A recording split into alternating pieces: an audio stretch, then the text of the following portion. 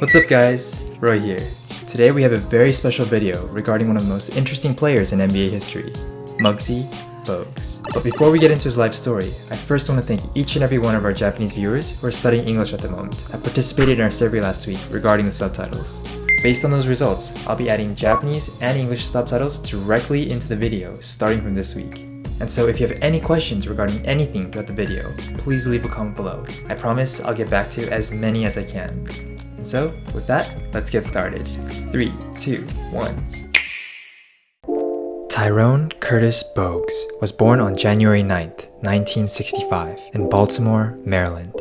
Life was difficult and dangerous growing up in the ghetto, where Muggsy, at the age of 5, was mistaken for a vandal and was once shot in the arm by a gun, leaving scars not only on his body, but also on his young mind. Due to their poverty and scarcity of jobs, his father, Richard Bogues, resorted to stealing to support his family.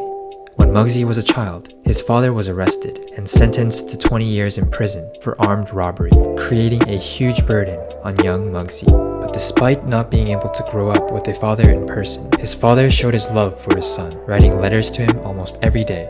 On the other hand, his mother, Elaine Bogues, did her absolute best to care for her children by herself, bringing home presents once a week for all of them. Young Muggsy played basketball on the streets of his neighborhood, but due to his short height, he was always picked last when deciding teams. But because of his fighting spirit and tenacious attitude, Muggsy worked relentlessly day by day and became a dominant player using his small stature to his advantage by becoming nimble and quick with the ball.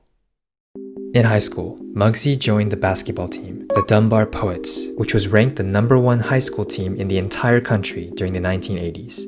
Alongside future NBA players Reggie Williams and Reggie Lewis, Muggsy led their team to victory for 60 consecutive games from 1982 to 1984.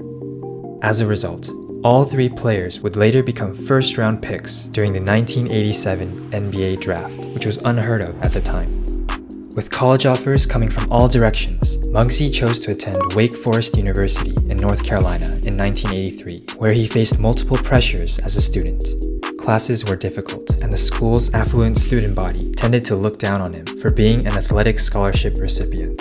Despite this, Muggsy persevered to excel at the game of basketball, becoming a skilled point guard, averaging 14.8 points per game, 9.5 assists, and 3.8 rebounds in his senior year.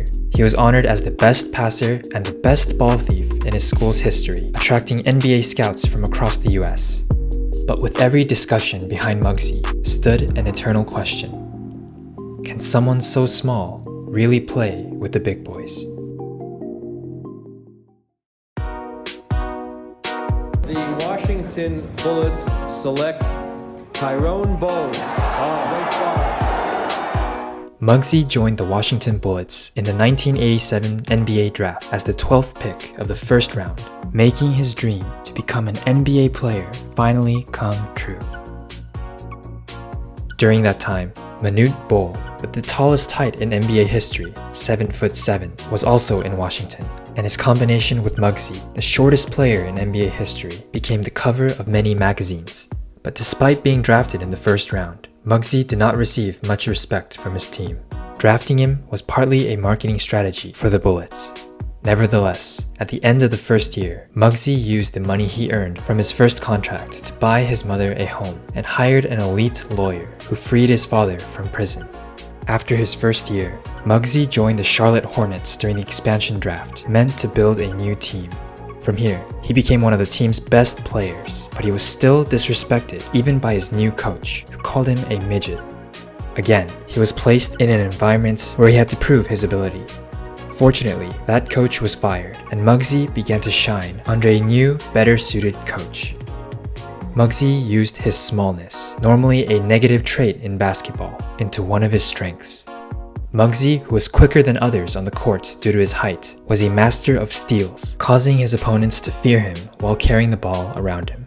Because of his size, he ran up and down the court, playing with a fiercer spirit than anyone, making Muggsy one of the most popular players in the league. Typical of newly made teams, the Hornets were unable to win at first, but in the draft, they were able to acquire core players. In 1990, they drafted shooting guard Kendall Gill, and in 1991, they drafted Larry Johnson. Even Charles Barkley once admitted that Larry, who won Rookie of the Year that year, was one of the best power forwards of all time and will one day be his successor. The following year, in 1992, when Shaquille O'Neal was drafted as the number 1 pick, Alonzo Mourning was nominated as second place. With his tough body, this big man poured his heart and soul into the team led by Muggsy, and the Hornets grew up to become a powerful team nicknamed the Future Bulls. They advanced to the first playoffs in their team's history during the 1992-93 season.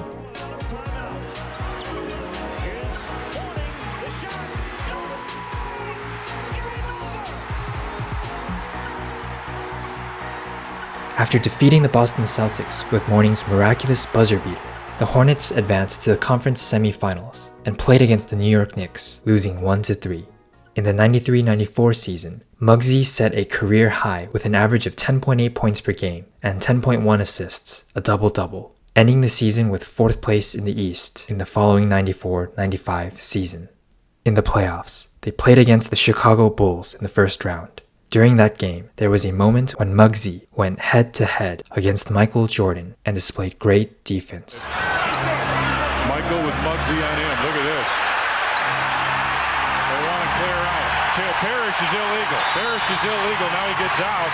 And Muggsy... On the topic of Muggsy and Jordan, there is a myth that Jordan, who is famous for trash-talking, while in the 4th round, where the Hornets got into a pinch with 1 win, 2 losses, gave Muggsy, who is not very good at outside shots, space while telling him to shoot the ball, which he completely missed. Muggsy later denied that this incident happened at all, but unfortunately, the Hornets lost to the Bulls 1-3. Muggsy appeared as a guest in Space Jam, a movie starring Michael Jordan, released in 1996. In particular, Muggsy, who was very popular in Charlotte, was told that he could run for mayor of the city if he really wanted to. Unfortunately, falling short of expectations, Mourning was traded to the Heat, Johnson was traded to the Knicks, and it was time for Muggsy to also say goodbye to the Hornets. He was traded to the Golden State Warriors in the 97-98 season, but Muggsy, who still holds the Hornets record in most steals and assists, will always be Charlotte's hero. After spending 2 seasons with the Warriors, Muggsy was traded to the Toronto Raptors and became a valuable veteran player to the young Raptors team, becoming a mentor for a young Vince Carter. At the end of the 2000-01 season, Muggsy put a period to his 14-year career.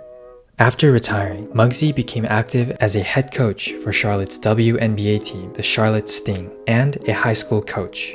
Muggsy also became popular in Japan when he appeared on a Japanese TV show called Miracle Lesson.